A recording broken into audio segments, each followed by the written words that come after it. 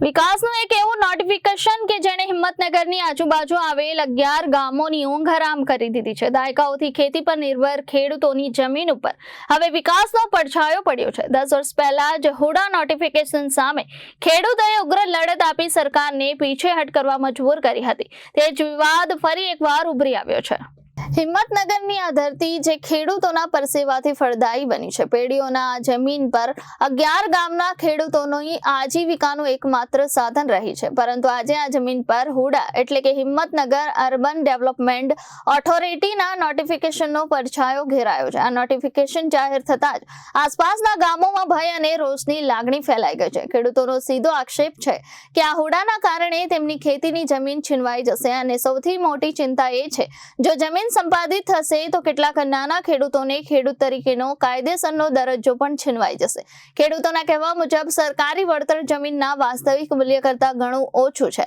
તેઓ દાવો કરે છે કે જે જમીનની બજાર કિંમત કરોડોમાં છે તેનું વળતર તેમને માત્ર લાખોમાં મળી રહ્યું છે। આ ન્યાય સામે લોકો હવે આર પારની લડાઈ લડવા તૈયાર છે। હુડા લાગવાથી ખેડૂતોને કેટલી સમસ્યા અને કેટલા ગામોના અસર થશે? સાબરકાંઠા જિલ્લાનું હિંમતનગર એક નાનું ટાઉન છે। એની વસ્તી ઘણી જ ઓછી છે। એની આજુબાજુ 11 ગામોમાં સરકારશ્રી દ્વારા હુડાનો અમલ કરવા માટેનું એક જાહેરનામું બહાર પડેલ છે। 11 ગામોની વસ્તી જોતો હિંમતનગર તાલુકામાં કોઈ મોટા ઉદ્યોગ ધંધા નથી। હિંમતનગર તાલુકાનો મુખ્ય ધંધો ખેતી અને પશુપાલન છે અને ખેતી અને પશુપાલન કરતા વ્યવસાયિકો માટે આ હુડાનો કાયદો એક કાળા કાયદા સમાન છે, કારણ કે દરેક ખેડૂતોની જમીનો ઝૂંટવાઈ જવાની છે અને જમીનો ઝૂંટવાવાથી એમની રોજગારી કાયમ માટે ચાલી જવાની છે। અહીંયા કોઈ એવો બીજો મોટો બિઝનેસ નથી કે રોજગાર નથી જેના કારણે ખેડૂતો પોતાનું ગુજરાન ચલાવી શકે। તેથી ખેડૂતોને પાયમાલ કરવા માટેનો એક કાયદો હોય એવું લાગી રહ્યું છે। એટલે આ કાયદો તાત્કાલિક ધોરણે રદ કરીને ખેડૂતોને તાકાત આપવી અને એમની રોજગારી ન છીનવાય તેવી એક ખેડૂત તરીકે હું અપીલ કરું છું। નાના ખેડૂતોની પાસે થશે? નાના ખેડૂતોની તો જમીનો જ જતી રહેવાની છે, તો નિરાધાર થઈ જશે। જેમને બાપ દાદાઓથી વડીલો પાર્જિત મળેલી મિલકતો પણ એ ખોવાનો વારો આવશે। કેટલા ખેડૂતોની હુડાની અંદર જમીન જવાની છે? 11 ગામોના લગભગ 10,000 ખેડૂતોની જમીનોના ભોગે આ અમલ થશે। શું નામ તમારું? મારું નામ દિનેશભાઈ કચરાભાઈ પટેલ, હડિયોલ। આજ રોજ હિંમતનગર તાલુકાના 11 ગામ જે હુડામાં સમાવેશ કરેલો છે એ 11 ગામના જનરલ પ્રતિનિધિ તરીકે અહીંયા અમે બધા ઉપસ્થિત છીએ। પહેલો જ મુદ્દો છે હુડા જોઈએ નહીં, નહીં ને નહીં। જ્યાં સુધી અમારા જીવમાં જીવ હશે ત્યાં સુધી અમે હુડાનો સ્વીકાર કરવા તૈયાર નથી, કારણ અમારી મિલકતો પચાવી પાડવા વિકાસની વાત નથી દેખાતી। નકશો મુકાય પછી એવું દેખાય છે કે આ વિનાશ અમારો થઈ રહ્યો છે, માટે અમારા હુડા જોઈએ નહીં, નહીં ને નહીં, અમારો પ્રતિકાર છે। હુડાથી શું સમસ્યા થશે ગામમાં? હુડાથી સમસ્યાઓ કેટલાય ખેડૂતો જમીન વિહોણા કંગાલ પરિસ્થિતિમાં મુકાઈ જાય છે। નકશો સ્થળ ઉપર આવીને જોવામાં આવે તો ખબર પડે। અમારા ગામના 15 ખેડૂતો જમીન વિહોણા થઈ જાય છે, જેની પાસે ભેંસ બાંધવાની જગ્યા પણ રહેતી નથી। કેવી રીતે એનું જીવન નિભાવવું?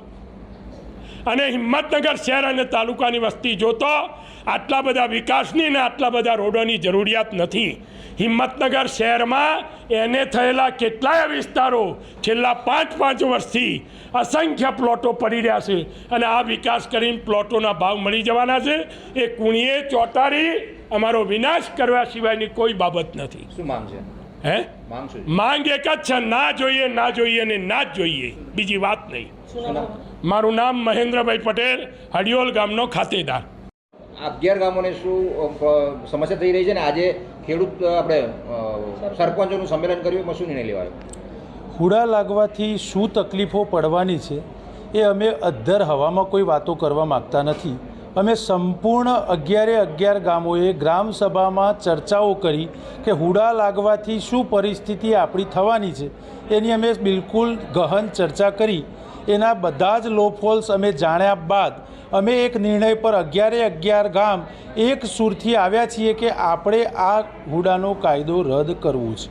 કેમ કરવો છે એના વિસ્તૃત કારણો હું જો ટૂંકમાં જણાવું વિકાસ અમે ઈચ્છીએ છીએ, રાષ્ટ્રનો વિકાસ હોય એમાં અમારું યોગદાન અમારે આપવું છે, પણ મકાનો બનાવી દેવા, ઊંચી બિલ્ડિંગો બનાવી દેવી એ દેશનો કે કોઈ શહેરનો વિકાસ ના ગણાય.